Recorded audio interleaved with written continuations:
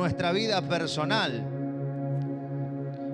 Y es que Dios es un Dios activo, no es un Dios que está quieto, sino que es un Dios que siempre está trabajando. Amén. Y siempre Dios está en movimiento. Por eso Dios se mueve, usted lo alabe o no lo alabe. Porque imagínese que Dios y su movimiento dependiera de nuestra alabanza. Nosotros que somos muchas veces de ánimo inconstante, imagínese si Dios dependiera de eso. Hoy lo alabamos y se mueve, mañana no lo alabamos y mañana no se mueve. No, Dios se mueve siempre. ¿Cuántos dicen amén? Entonces, ¿qué principio explica ahí? Cuando nosotros podemos entender que Él se mueve en la alabanza y podemos dimensionar en nuestra mente lo que eso significa, nuestro corazón se va a sumergir en un mundo espiritual y en un río que nos va a alimentar el alma y que nos va a traer grandes beneficios. ¿Por qué?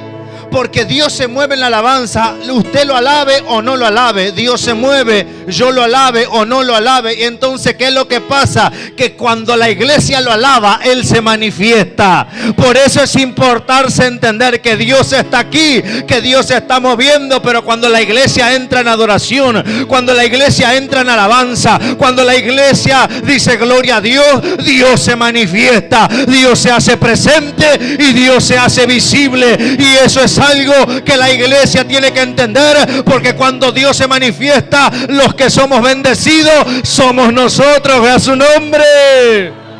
Bendito sea Dios. Mira que tenés al lado y decirle: viste que es bueno adorar a Dios. Viste que es bueno adorar a Dios. Si no, pregúntele a Pablo y Silas cómo explicaba la palabra. Que ni siquiera una cárcel condicionó su alabanza y su adoración. Lo presionaron, lo presionaron. Las circunstancias, Pablo y Silas los presionaron tanto. Tanto lo presionaron, hermanos queridos, que hicieron que una alabanza y una adoración saliera de su interior y brotara y llegara cual perfume grato delante del Señor. Alabado sea Dios. En otras palabras, estos hombres locos provocaron un terremoto con su alabanza. ¿Habrá alguien así en esta noche, en este lugar? Necesitamos violentos. Amén. Pasa que nosotros muchas veces no podemos entender y comprender la magnitud de lo que significa estar en el camino de Dios. Alabado sea el Señor. El camino de Cristo, el cual nosotros hemos incursionado, en el que hemos comenzado a caminar, es un camino angosto. Amén. ¿Cómo es el camino? Angosto. El camino angosto que hemos decidido transitar es un camino que deja heridas. Es un camino que deja huellas.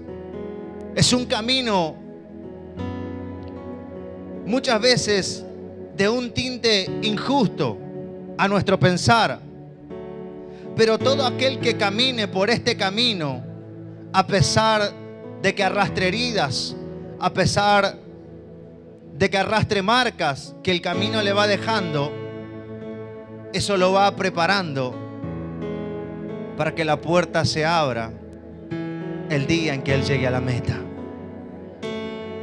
Si usted quiere cortar camino y evitar el sufrimiento y el dolor que el camino le va a traer, usted se está desviando hacia otro evangelio. El camino de Cristo es un camino por el cual se sufre. La causa de Cristo se sufre. ¿Sí o no, pastores que están aquí? ¿Sí o no? Por eso es importante defender la verdad. ¿Qué es importante? Defender la verdad. La verdad no se negocia. La verdad se defiende. La palabra dice que estamos puestos para defensa del evangelio, no para comercio ni negociación, para defenderlo y, si es posible, y si de eso depende, incluso con nuestra propia vida. Pero estamos viviendo en una generación de cristal, en una generación que no quiere corrección porque enseguida somos legalistas. Legalista el diablo y sus demonios. Aquí esto es vida o muerte, aquí no hay juego. Por eso, hombre y mujer que se atreva a hablar la verdad de Dios y la verdad de Cristo, Él tiene una promesa, que no iba a estar solo. ¿Escuchó? Usted y yo, con un poco de motivación y agitación en los sentimientos, podemos convencer a cualquiera de que nos siga. Pero con la verdad de Cristo, al que estamos convenciendo que camine con nosotros es al Rey de Reyes y al Señor de Señores. Entonces, por más que el hombre no quiera caminar contigo por causa de tu mensaje, por causa de la verdad, Dios dice: yo voy a caminar con ese hombre o esa mujer que se atreve a hablar la verdad en medio de una generación que se está hundiendo y que se está pervirtiendo. Bendito sea Dios. Cuando hablamos la verdad, el fuego no se apaga. ¿Sabe por qué? Cuando hablamos la verdad de Cristo, opera en nosotros el Espíritu Santo. Porque la Biblia dice que el que da testimonio del Hijo es el Espíritu. A nosotros nos retiran el Espíritu Santo y no podemos decir Cristo. Imagínese usted. Porque cuando estábamos en el mundo sin el Espíritu Santo, nos daba vergüenza a Dios. Y eso es lo que nos pasa cuando el Espíritu se retira. Nos da vergüenza este Cristo. Entonces, cuando el hombre y la mujer de Dios se atreve y se juega por Cristo, el Espíritu Santo entra en acción y obra en ese corazón. ¿Y sabe qué me gusta de esto? Es que hay dos mover del Espíritu que me gustan. En lo personal, es que una de las particularidades del Espíritu Santo es que Él nos da fortaleza. Él nos fortalece para hablar la verdad. ¿Cuántos dicen amén? Y otra de las cosas es que no necesitamos ser muy doctos o muy estudiosos, sino tener un corazón de devoción a Dios, porque el Espíritu de Dios, dice la palabra, que el Espíritu de Dios nos recordaría todas las palabras que habló el Señor Jesús. Y cuando estamos en momentos adversos, y cuando estamos en momentos, hermanos queridos, donde sufrimos por la causa de Cristo, una palabra viene a nuestro corazón. Una palabra llega, una palabra acierta en medio de nuestro corazón.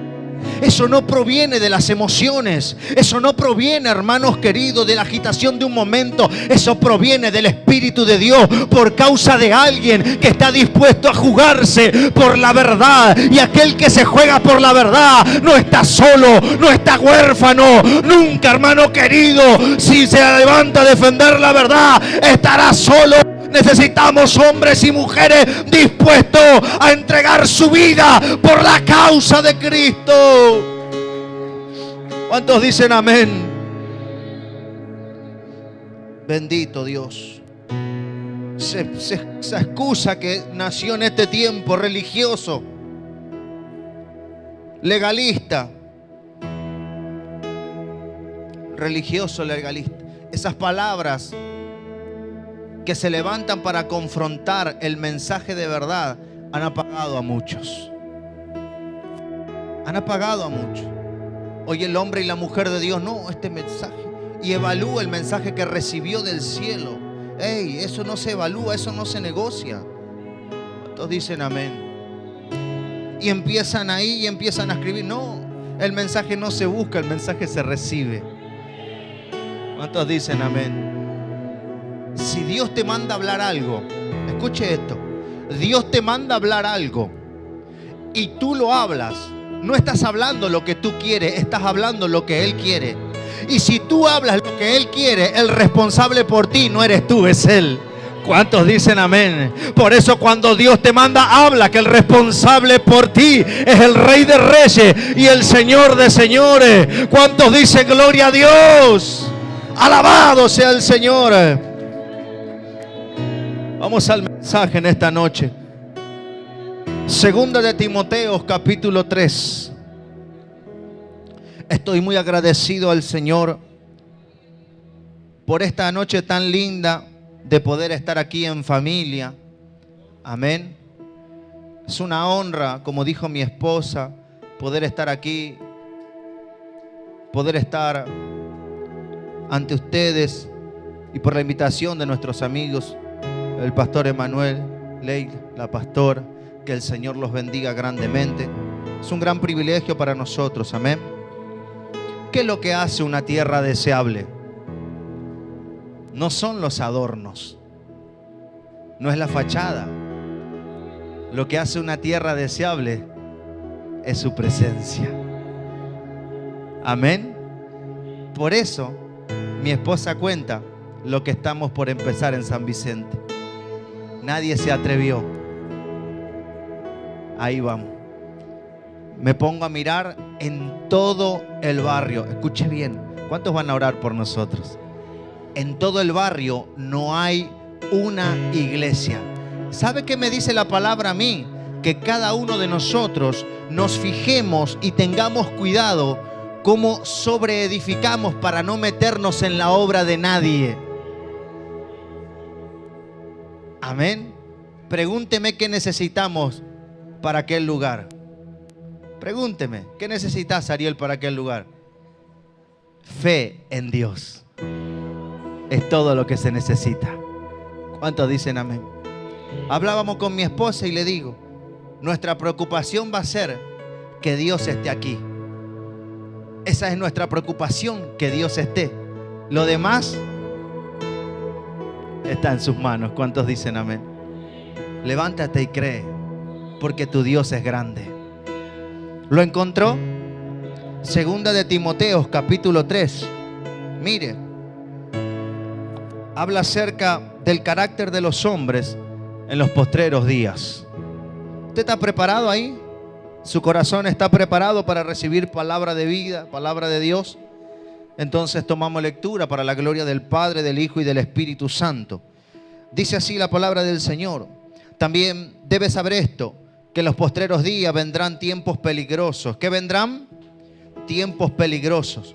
Porque habrá hombres amadores de sí mismos, avaros, vanagloriosos, soberbios, blasfemos, desobedientes a los padres, ingratos, impíos, sin afecto natural, implacables, calumniadores, intemperantes, crueles, aborrecedores de lo bueno, traidores, impetuosos, infatuados, amadores de los deleites más que de Dios, porque que tendrán apariencia de piedad, pero negarán la eficacia de ellos, de ella. A estos evita, porque de estos son los que se meten en las casas y llevan cautivas a las mujercillas cargadas de pecados, arrastradas por diversas concupiscencias.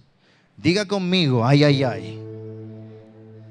Ay, ay, ay. Agarrale bien la mano al que está al lado y fíjate y procura que no se vaya. Gloria a Dios. Cierre sus ojos un momento. Sopla, Espíritu Santo.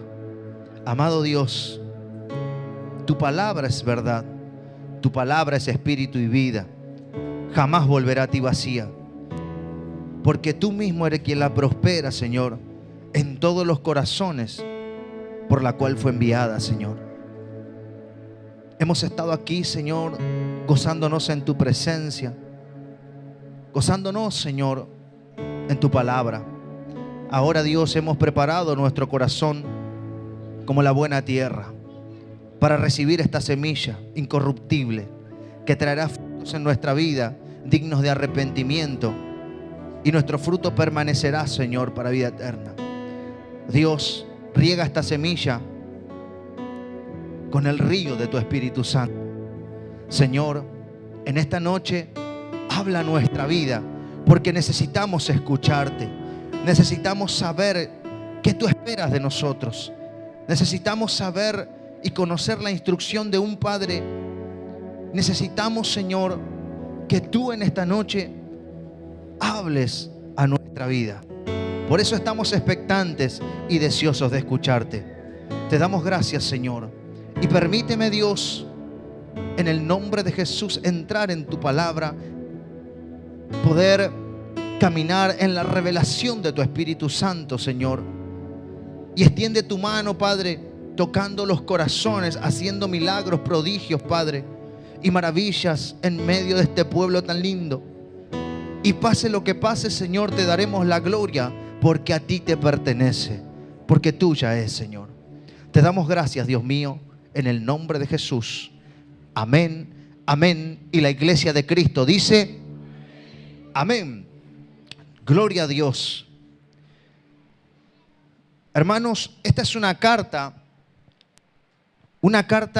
tan linda y tan profunda, que si nosotros podemos estudiar y profundizar en esta carta, encontraremos principios tan ricos para nuestra vida espiritual y para el resto del camino que nos toca atravesar. Alabado sea el Señor. Entonces podemos entender, hermanos queridos, cuando entramos en su palabra, cuando entramos en lo personal en esta carta en 2 de Timoteo, en la situación que Pablo se encuentra. Pablo no está en un hotel 5 estrellas. Pablo no está deleitándose con manjares. Pablo no está, hermanos queridos, en la compañía de mucha gente que lo está adulando, que lo está exaltando. Pablo no aparece en los flyers.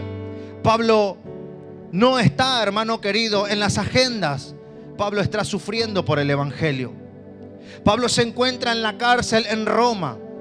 Pablo se encuentra encarcelado y a punto de morir. Pablo se encuentra en la condición más triste de su ministerio, para usted y para mí, pero para él esa condición era una condición de gozo y de alegría. Entonces, hermanos queridos, Pablo se encuentra en ese punto de su ministerio. Él se encuentra encarcelado en Roma, a punto de morir. Sus últimos momentos están a punto, hermanos queridos, de ser vividos. Pablo está ahí en esa prisión fría, oscura. Su mente se comienza a recordar de su caminar en Dios. Su mente comienza a recordar de los días, del momento en el que Cristo lo tomó. Él comienza a recordar por dónde el camino lo llevó, por dónde la mano de Dios lo llevó. Él comienza a recordar y a hacer memoria de las personas que Él ganó para Cristo. Él comienza a recordar y hace un recuento y dice cuántas cosas que tenía y todo lo perdí por Cristo. Pero no hay un recuerdo de pesar en su vida. Pablo en ese momento no se arrepiente de haberlo dejado todo, porque él dice, hermano querido, en ese último momento de su vida, mirando hacia atrás, recordando lo que el caminar le dejó, él lo único que dice en aquel entonces, dice: ahora me está reservada la corona, la cual me dará Jesucristo. No solamente a mí, sino a todos los que aman su venida.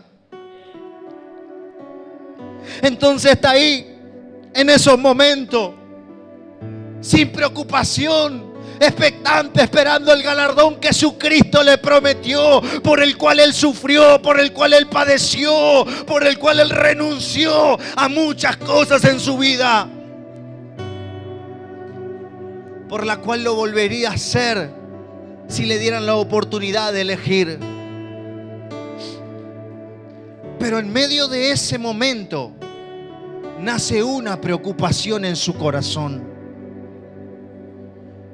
En medio de ese momento nace una preocupación. Está viviendo sus últimos momentos. El hombre ya lo entregó todo, ya entregó su vida, renunció a todo, hermano. Nada tiene en este mundo. Está muriendo como el peor, hermano querido. Ahí triste, pero no hay pesar en su corazón por lo que él está viviendo, por lo que el camino le dejó, por lo que tuvo que sufrir por su Cristo. No hay pesar en él, pero hay un peso en su corazón que se manifiesta por medio de la Escritura.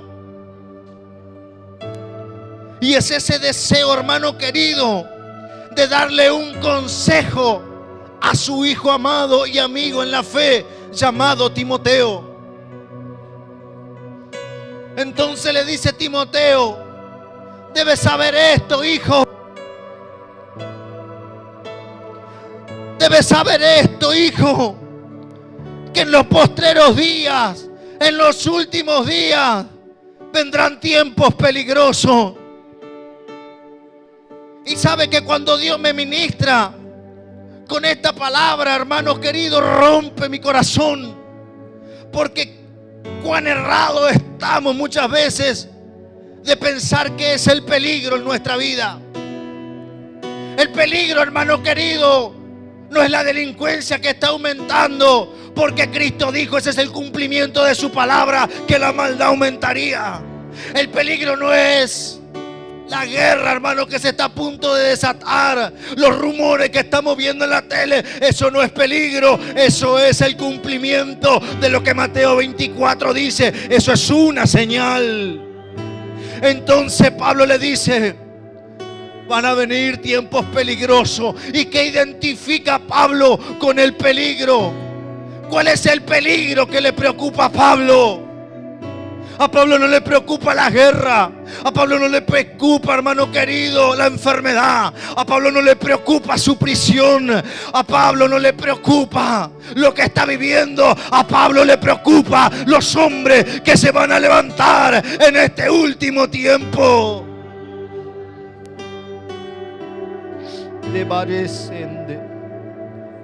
La preocupación de Pablo son estos hombres que se levantan en este tiempo. Porque no se levantan, hermano, sino a pervertir el evangelio de Jesucristo, aquel por el cual Él está dando la vida y por la cual Él está dispuesto a morir. De Bacambe de Beshe.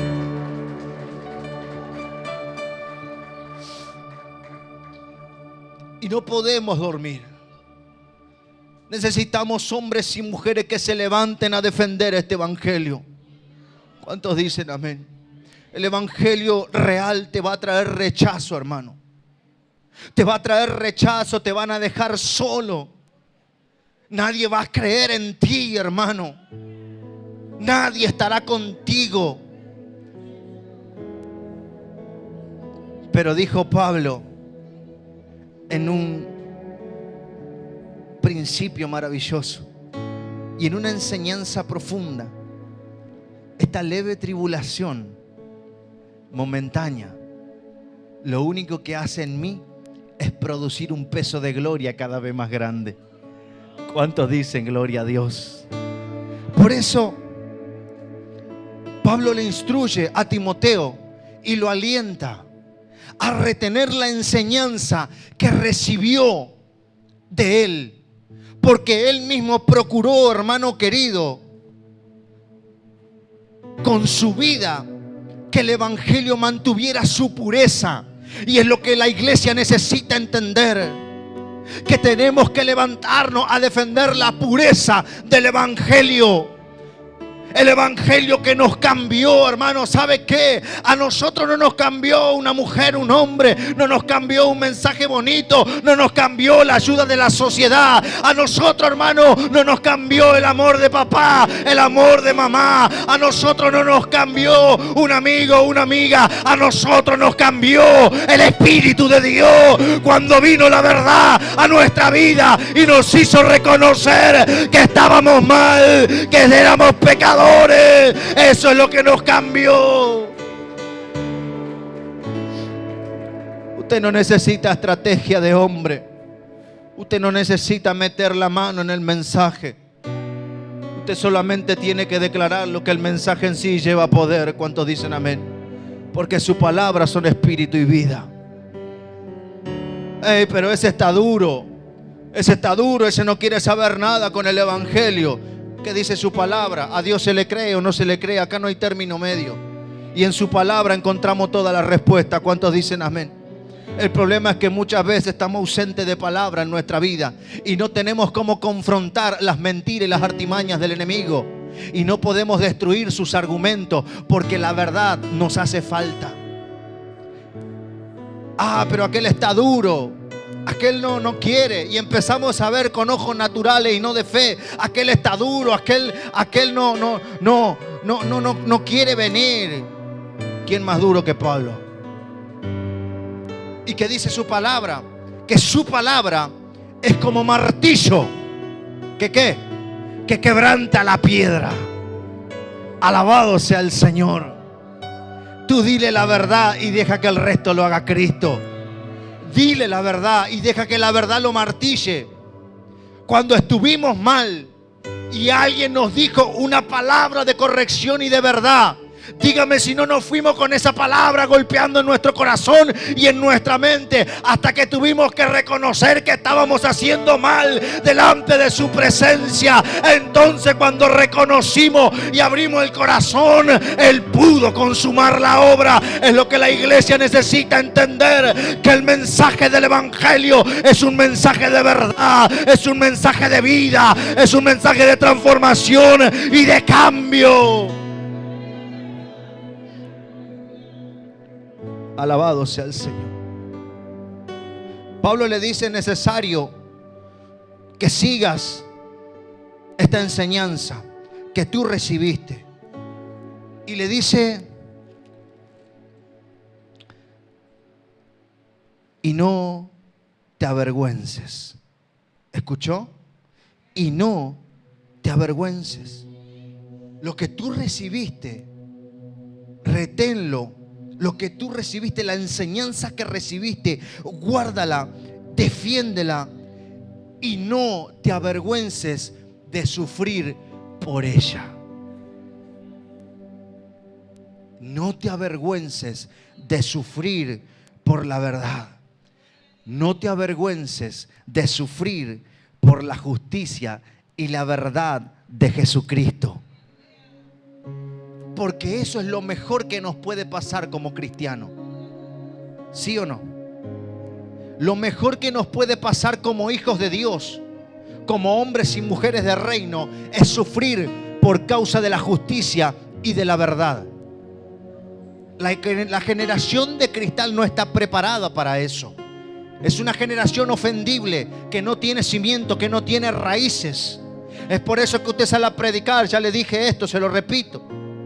Es por eso que usted sale a predicar y se encuentra con más gente apartada que gente que no conoce. Porque alguien no le supo decir la verdad.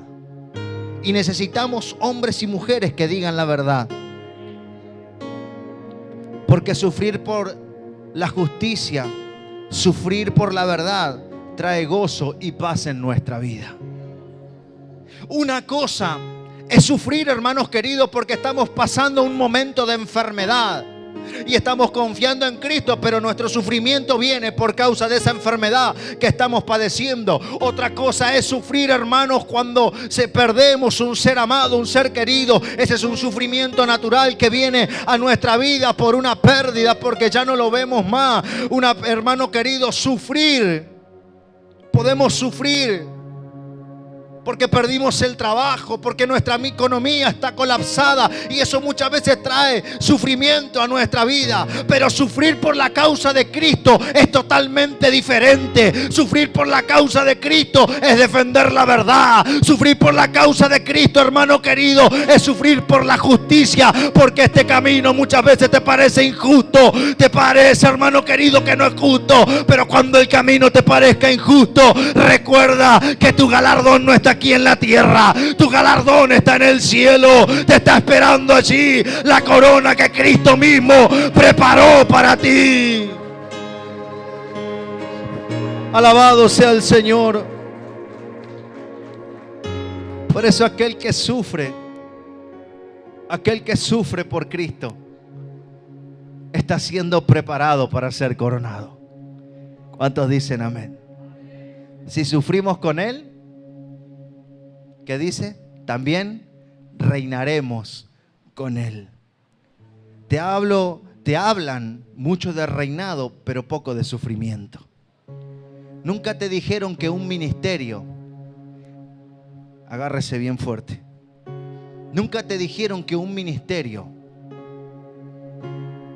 nunca te dijeron que un llamado se forja en la angustia y el dolor. Nunca te prepararon para eso. Pero Cristo, con su vida, su ejemplo y su mensaje, te preparó para eso. Amén. Un ministerio, una vida consagrada a Dios, se forja y nace de la angustia y del sufrimiento. Tenemos que prepararnos, sí, amén, para sufrir.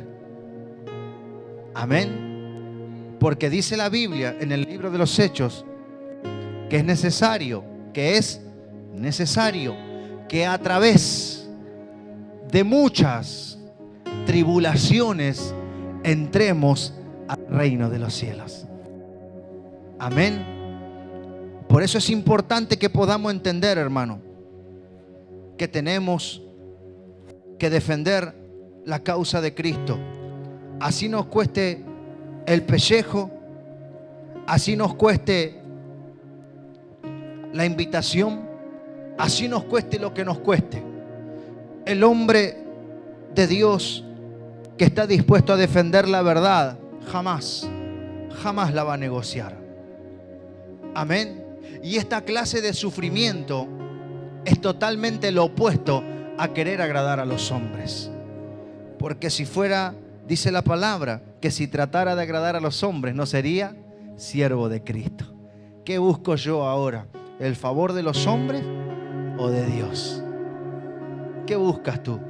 Tu corazón lo sabe, tu vida lo sabe. ¿Qué es lo que estás buscando? Yo estoy buscando una patria celestial, eterna, y estoy haciendo lo posible para guardar mi vida irreprensible para la venida de Cristo.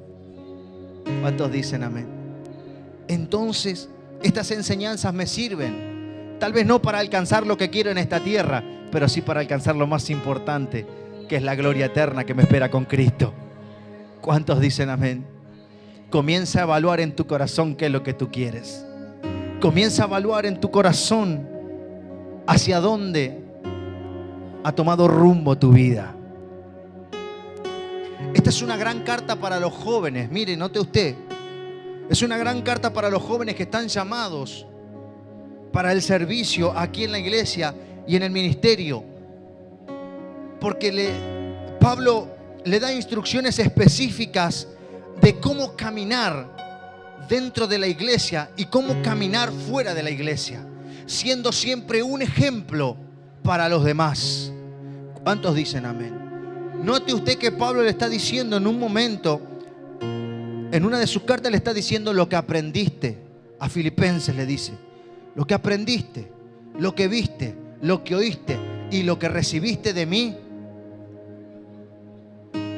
eso sé. Amén. Pablo se pone como ejemplo porque sabe la clase de vida que lleva. Amén. El hombre y la mujer que está cimentado en la verdad de Cristo, que camina en la rectitud y en la justicia, no teme que los hombres lo miren. Y si así el hombre lo mirara y levantara calumnia con mentira, tiene la palabra de Mateo 5:12, bienaventurado soy cuando por mi causa os vituperen y hablen toda clase de males contra vosotros, mintiendo. Alegraos y gozaos porque vuestro galardón es grande en los cielos. Amén. Dele un aplauso a Cristo en esta noche. Gloria a Dios. Déselo fuerte como que usted quiere ir para la eternidad. Déselo fuerte como que usted quiere ir con Él. Dele gloria al Señor en esta noche. Entonces Pablo, con esto voy a ir terminando. Escuche. Pablo le dice a Timoteo y le habla acerca del carácter de los hombres en los postreros días. Saben que estamos viviendo los días postreros, amén. La iglesia sabe eso. Entonces Pablo le habla acerca del carácter de estos hombres que en este tiempo se van a levantar, pero no se levantaron de afuera, sino que se levantan de adentro. Amén. La Biblia dice. Entonces, cuando nosotros conocemos o podemos entender qué es lo que significa el carácter de un hombre o de una mujer, hermanos queridos, está relacionado con su forma habitual de reaccionar a una situación. ¿Escuchó? Todos nosotros podemos tener una reacción espontánea, inequívoca, que no es propia de nuestro carácter. Pero el hombre que reacciona siempre de la misma manera ante una situación está revelando cuál es su carácter. Amén. Entonces el carácter de un hombre, ¿dónde se forma? El carácter de un hombre se forma en la cultura que lo rodea. El carácter de un hombre se forma, hermano querido, en la cultura que lo rodea. Es entonces que este hombre, que ha sido formado en su carácter por un tipo de cultura, su carácter va a reflejar lo que la cultura reflejó en él. Y el hombre y la mujer de Dios tiene que ser un hombre ¿de qué? De carácter, para que la cultura del reino que Cristo metió en ti, tú mismo la puedas reflejar a otro, para que otro que no lee Biblia vea la cultura del reino en tu vida, vea la cultura de Cristo en tus pasos, vea la cultura de Dios en ti. El hombre y la mujer que camina en la verdad y en la rectitud, camina en una cultura de reino, manifestando sus obras abiertamente, porque nada tiene que esconder. ¿Cuántos dicen gloria a Dios? Y si algo esconde, tal vez se olvida que somos carta leída delante del Señor. Bendito sea Dios. Nuestra conducta, y no solamente nuestra boca o nuestro mensaje, sino nuestra conducta en sí, hermano querido, es donde Dios trabaja para que la cultura y el mensaje de justicia y verdad del Evangelio sea manifiesto en los hombres. Si usted se pone a hablar con gente apartada, ¿sabe cuál es el problema? Siempre hay un problema ahí, por causa del testimonio de alguien. Se me fueron, los estoy perdiendo, no importa. Gloria a Dios. Este es el tipo de mensaje que a mí me gusta, porque es el rema que a mí me dio Dios, y yo no lo voy a negociar. ¿Cuánto dice gloria a Dios? Por eso, si usted se va a gozar de verdad o no se va a gozar. Aquí no hay emociones y agitaciones que valgan. Aquí el gozo es del Espíritu, es real. Si alguien se goza, se va a gozar con la verdad. ¿Cuánto dice gloria a Dios? Bendito sea el Señor. Mire lo que le dice. Mire lo que le dice Pablo. Con esto cierro. Porque tendrán apariencia de piedad. ¿Qué tendrán? Apariencia de piedad. Pero negarán la eficacia de ella. A estos evita. Tendrán apariencia de piedad, pero negarán la eficacia de ella. Cuando Pablo comienza a enseñarle a Timoteo acerca del ministerio de la piedad, ahí en 1 de Timoteo 3:14, Pablo comienza a enseñarle a Timoteo acerca del ministerio de la piedad. Y él, una de las cosas que le dice, esto les escribo para que sepas cómo conducirte en la casa de Dios.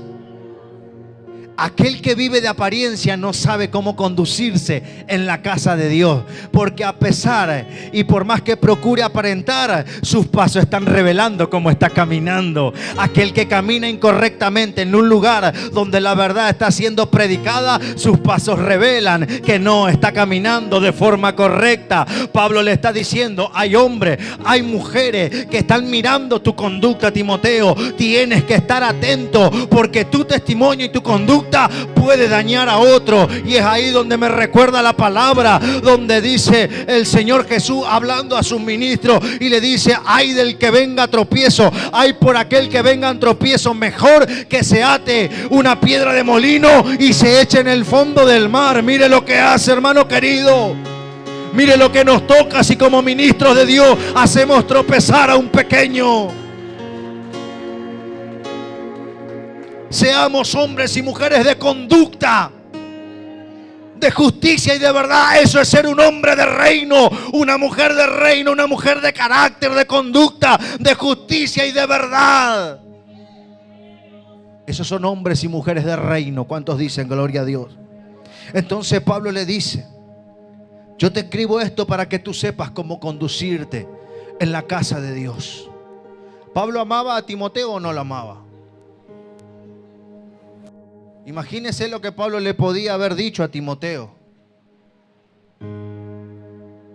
Imagínate si lo quería motivar, si lo quería incentivar.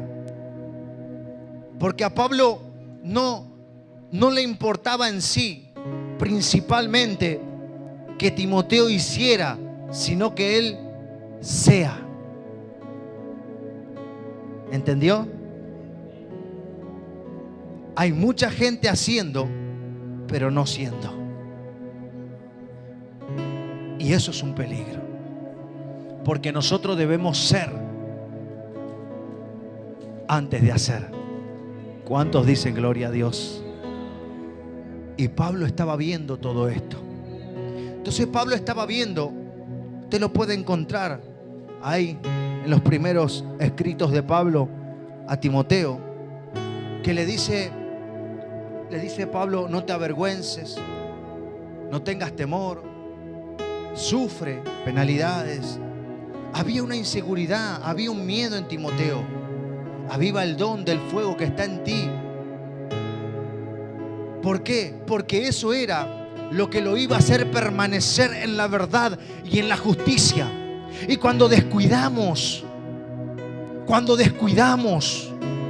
el don del Espíritu de Dios que fue puesto en nosotros, nos hace desviar de la justicia y de la verdad, y comenzamos a seguir un evangelio diferente.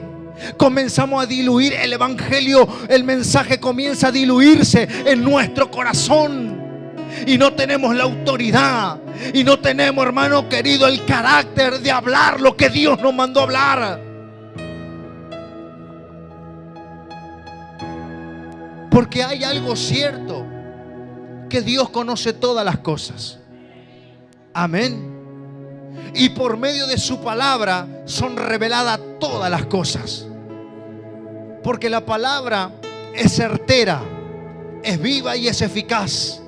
Y la palabra muchas veces llega a nuestro corazón y nos señala: es ahí. ¿Sí o no? Entonces la palabra es certera, hermano. Es viva y es eficaz. Y cuando la palabra es certera, es viva y es eficaz, nos está conduciendo a poder llegar a nuestra verdadera ciudadanía en el cielo. Amén. ¿Cuántos quieren llegar ahí? Entonces Pablo le dice a Timoteo,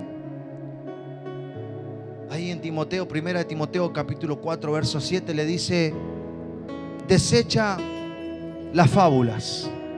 ¿Qué le dice? Desecha las fábulas. Desecha las fábulas profanas, las fábulas de vieja. Deséchalo. Y ejercítate. ¿Para qué?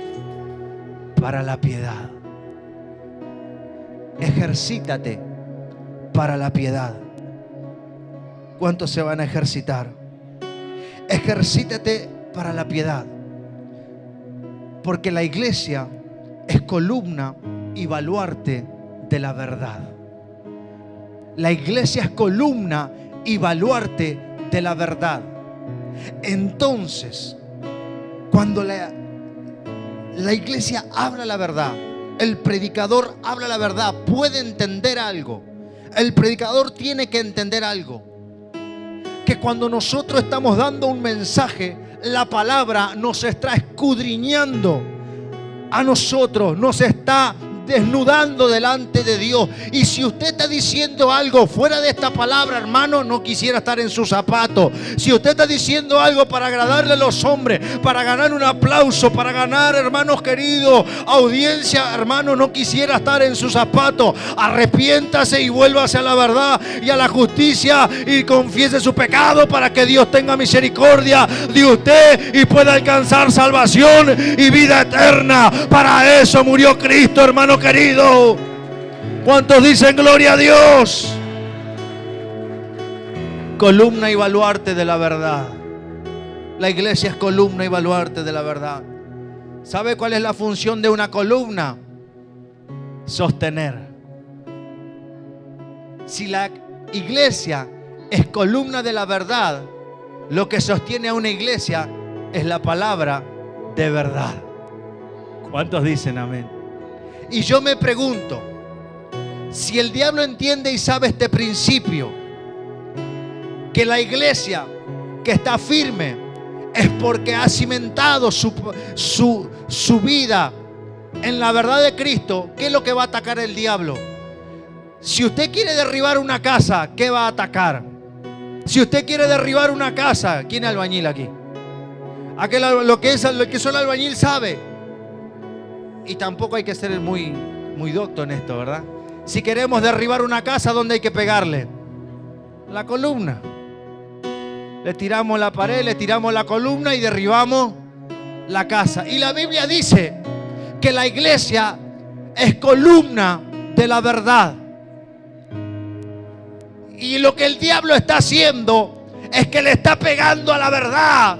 La está doblando, la está tergiversando, le está dando golpes para que la iglesia caiga. Pero la iglesia que defiende la verdad está bajo el señorío y el poder guardador del Cristo poderoso, del Dios del cielo. ¿Cuántos dicen amén?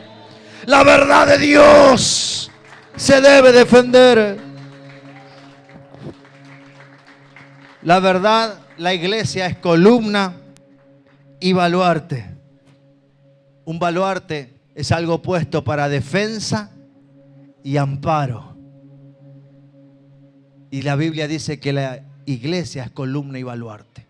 La iglesia es la primera que tiene que defender y amparar la verdad escrita en su palabra. Si usted y yo no estamos haciendo eso, estamos en un grave peligro. Porque la Biblia dice que fuimos puestos para defensa del evangelio. Por eso Dios te dio espíritu de poder y no de cobardía, para que ese espíritu que está en ti te ayude a declarar la verdad. Porque los hombres cobardes, amadores de sí mismos, se han levantado para endulzar el oído del pueblo y lo han hecho errar. Pero cuando alguien peca en el altar y hace errar al pueblo,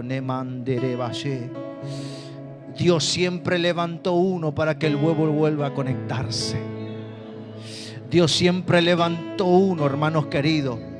Cuando uno pecó y desconectó al pueblo de la presencia, como muchos reyes hicieron en la antigüedad, Dios levantó uno que defendiera la verdad del evangelio, que defendiera la verdad de Dios para volver a conectar al pueblo con su presencia. Y cuando nosotros, hermanos, defendemos la verdad, el pueblo se conecta real con su presencia. ¿Cuántos dicen amén? Tómale la mano a alguien en esta noche y dile: habla la verdad. Ponte de pie, mi hermano, en esta noche. Habla la verdad.